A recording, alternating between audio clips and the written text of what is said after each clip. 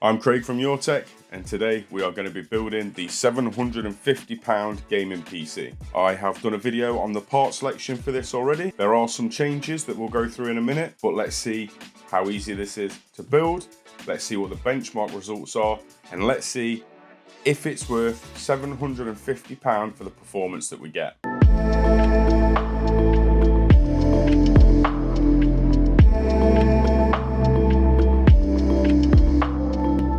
I'm going to quickly go through the part selection. You might notice this is a slightly different SKU to the case we chose in the video. I managed to find the wood version of this for the same price. Thought it looked cool, so I got it. There is, however, a problem that I didn't realise. This does not come with 6 included fans.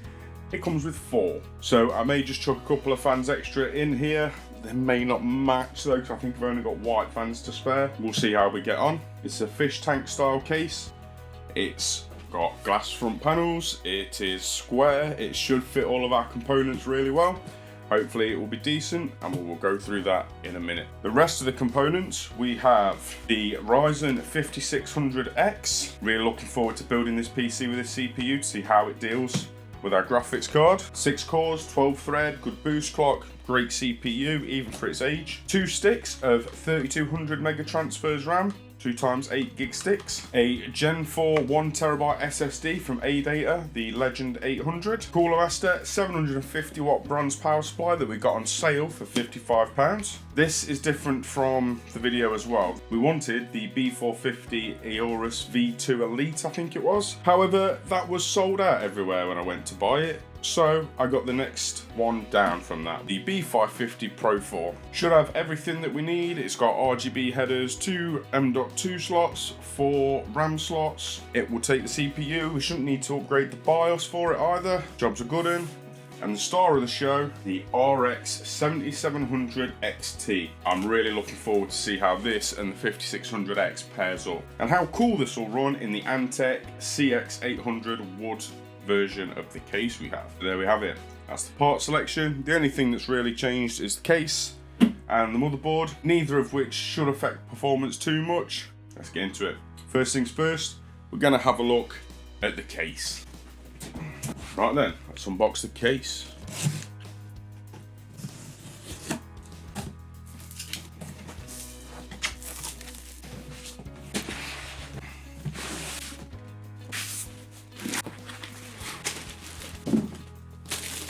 Look at the size of that dust filter. Oh, I like that. Huge magnetic dust filter on top as well. That is a pretty looking case. I like that a lot. So the 3 fans on the bottom are reverse bladed fans. So you get the better aesthetics from it, but the airflow is still going the correct way, which is good. We have 1 exhaust fan, 3 intakes. I may not worry too much about putting any extra fans in. The natural convection of heat rising should be enough for the exhaust plus this fan. If the temperatures are an issue, I'll chuck a few fans in it anyway. Nice walnut looking wood there. Got a power button, either reset or RGB light changer doodad. 1 USB 3 port and 1 USB-C port, which is good to see. Tempered glass. Looks like there's plenty of room in it. Very happy with that. Solid case choice by the look of it. That wood really is nice. What do you guys think of that? I think that's lovely. I like that a lot. Next thing is let's put the motherboard together. Ooh. SATA cables, screws, I/O shield, manual. I can't believe they still include them, but still. An installation disc of some description. Motherboard. Wow, this is packaged really well. I've never seen that before. This foam is cable tied to the motherboard. That's a wicked idea. It makes a lot of sense as well. I imagine this cuts down on the amount of RMAs they get from motherboards that have been damaged in transit. I like that. I like to see care taken when packaging PC parts. The Ryzen 5600X. Oh, that was close. Nearly did Linus.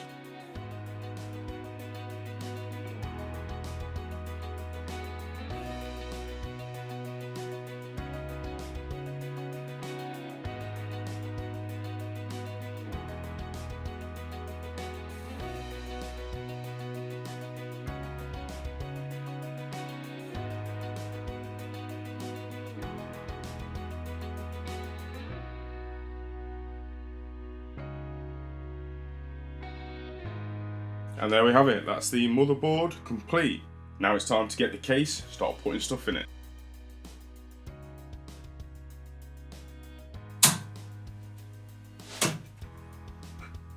The back panel is magnetic, that's awesome. See, we get with the case, we get the manual, we get some PCIe slot covers, that's cool. Zip ties, screws, everything you'd expect. The order of operations when you're doing a PC are different for basically everyone. I like to get the power supply in first so that I can run the cables before the motherboard goes in. So many times I've been building a PC, I've put the power supply in after the motherboard and then I can't run the cable for the CPU or the graphics card cables are an issue. There's always been something. So I have learnt from my mistakes. So here we have the 750 watt bronze from Cooler Master. The back of this case does have a ventilation hole for the fan.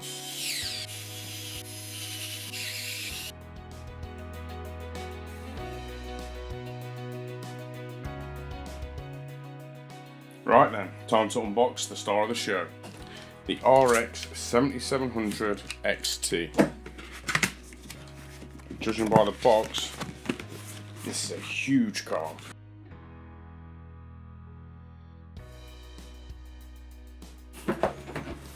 Warranty, serial number, installation, and multi-language quick installation guide, and something about helping the environment by the look of it. That's cool.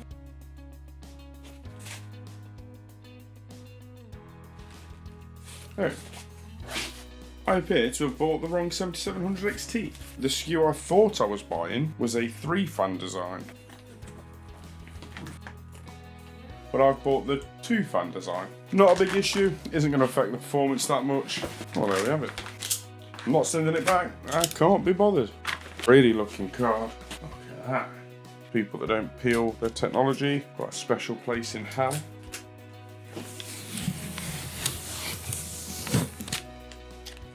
I like that there's no real colour accents on it. Just got a little bit of cable management to do. We've got a Windows Media Creation USB in the back of this PC, and now we're going to see if it boots. Notice there is no side panels on. Bad juju. We have lights. I'll be honest, the RGB fans do look quite nice. It's not bad at all. Oh, hey, there we go.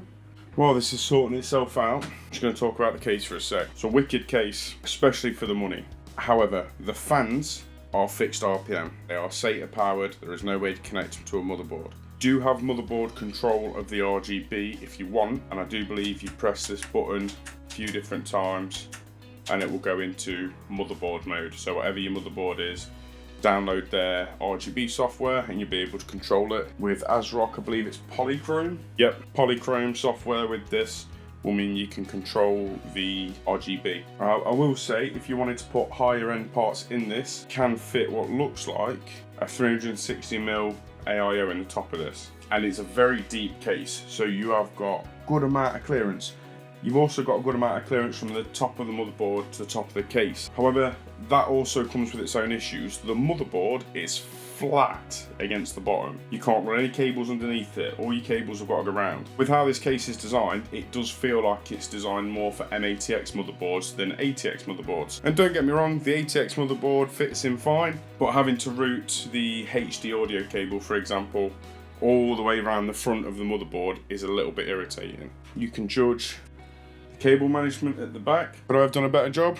Probably. Will I probably neaten this up and do more to it before I send it out? Yeah, probably. I can't help myself. I'm gonna install Windows, get all the programs downloaded and all the games downloaded that I need to, and I will be back in a minute with some gaming benchmarks.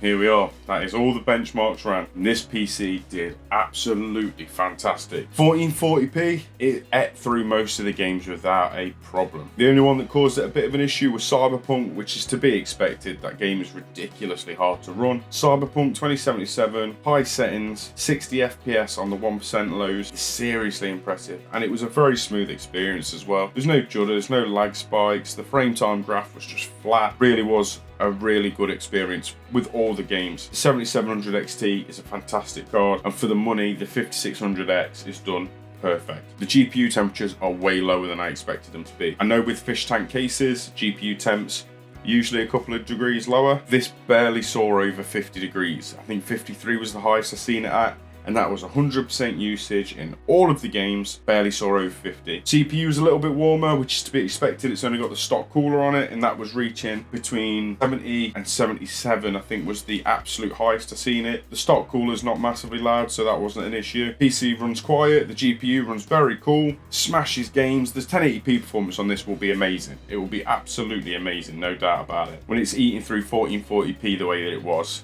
it will definitely do 1080p well. There are some things I'd do differently next time. I saw this case and I kind of fell in love with it a little bit, but it was the wrong choice of case for a pure performance build. I could have saved myself 20-30 quid and got a cheaper case, which would have meant I could have bumped the RAM up to 32 gigs, or I could have even put more storage in it. If I was to do it again, I would put 32 gigs of RAM in this. Saying that, I still don't regret my decision. It games really well and this case looks amazing. You bought yourself a £750 gaming PC, it's killing it in games. It looks fairly good, but in the future, you want it to look better. Put 3 more fans in the top, RGB fans in the top, awesome. You want your CPU to run a little bit cooler or a little bit quieter, put a 240mm AIO in the side, or 360 at the top instead of the fans. Plenty of clearance for an AIO either side. There is a great upgrade path for this computer. Now I know AM4 is basically a dead platform at this point. However, the 5800X3D is still one of the strongest CPUs for gaming, and the fact that you have that option with this, you are not stuck. If in a year's time you decide to do with a bit more CPU grunt, go and get that CPU, or get a 5900X or a 5950X.